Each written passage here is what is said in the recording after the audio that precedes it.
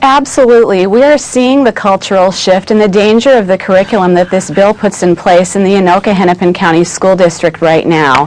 The federal government came in with a lawsuit in 2011 pushing a curriculum on the school district that is now causing gender confusion.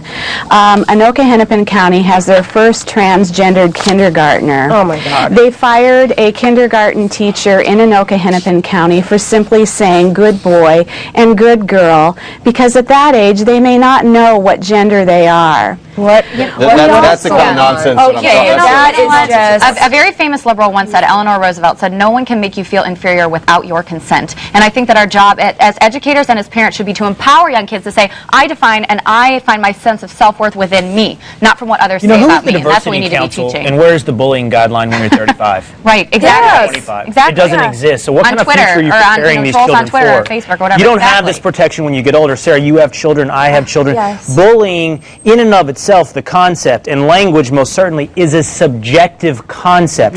How it affects one person is not the same as how it affects another. And I'm sorry that sometimes we indulge in very deep or thoughtful analysis, but you know, sticks and stones may break my bones, but your words will never hurt me. That old adage actually has some wisdom in it we might need to reconsider. Willie, you're so right. I mean, look, I have a daughter who's just started high school. I don't allow her. I mean, I removed, you know, Snapchat and all of this stuff when she wasn't doing as well in one class in particular. Look, I have the right to monitor my children's behavior on the internet.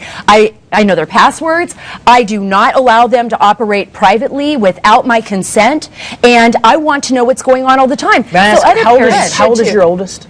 17. So 17, interesting. My oldest is 6, and I've envisioned myself in the role of the victim. My child in the role of the victim of the bully. Right. And I want to teach him to be tough. But it's interesting if you find your child on the other side of the equation as well. What if your child is the one doing the bullying? The aggressor. Have you had to deal with? I honestly, my oldest is 6. I haven't had to deal with it. Have you had to deal with I this? had to deal with it when my son first came to Washington and to Maryland. I remember he had to endure the wrath of some kids at school, and it was tough for him because he was the new kid at school. They how were did he handle bullying it? him. I told him he had to stand up for himself. Exactly. That he had to stand up for That's what right. he believed in, and that he was a good person, and that he didn't need to hear. That's the bottom line. That's the bottom line. And you know, Susan, this I look at this here, and it's just part of a larger agenda to remove parents and their influence on kids, and letting the state come in and start educating our kids and shaping them into whatever social norms they want. You know, parents can't cheer at basketball games and soccer games anymore because you don't want to hurt somebody else's feelings. All these kinds of things are just part of a larger plot to remove parents and inject the state. I applaud you guys for what you're doing. Is there an update? Is there a website where people can go? What's happening really quickly here in Minnesota? Can this be stopped? We are hoping that it can be stopped. We are concerned, however, that the bill may pass as soon as Monday.